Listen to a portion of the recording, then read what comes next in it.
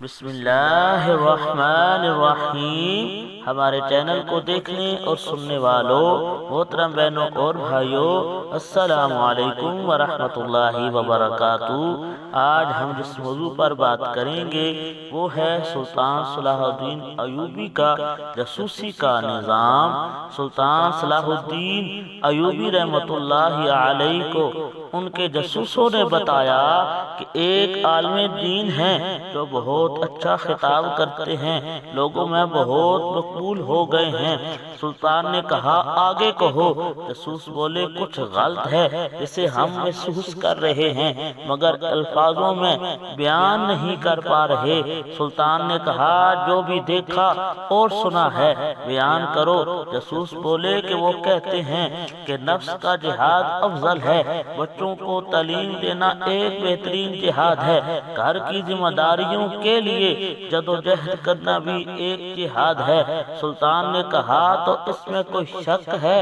جاسوس نے کہا انہیں کوئی شک نہیں، لیکن اس عالم کا کہنا ہے کہ جنگوں سے کیا ملا، صرف قتل و غارت گری، صرف لاشیں۔ جنگوں نے تمہیں یا تو قاتل بنایا یا مقتول۔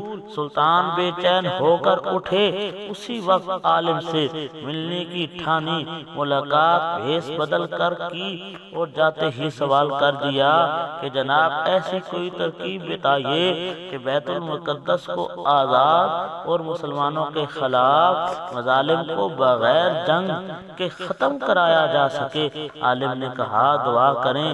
سلطان کا چہرہ غصے سے لال ہو گیا، وہ سمجھ چکے تھے کہ یہ عالم پوری صلیبی فوج سے بھی زیادہ خطرناک ہے۔ سلطان نے سب سے پہلے اپنے خنجر سے اس عالم کی انگلی کاٹ دی، وہ بری طرح چیخنے لگا۔ اب سلطان نے کہا اصلیت بتاتے ہو یا کہ گردن بھی کاٹ دوں؟ پتہ چلا کہ وہ سفید پوش عالم ایک یہودی تھا۔ یہودیوں کو عربی بخوبی آتی تھی جس کا اس نے فائدہ اٹھایا۔ سلطان نے پایا کہ اس کے جیسا درس اب خطبوں میں عام ہو چلا تھا۔ بڑی مشکل سے یہ فتنہ روکا جا سکا۔ یہ فتنہ اس وقت بھی پوری آب و تاب سے رواں دواں ہے۔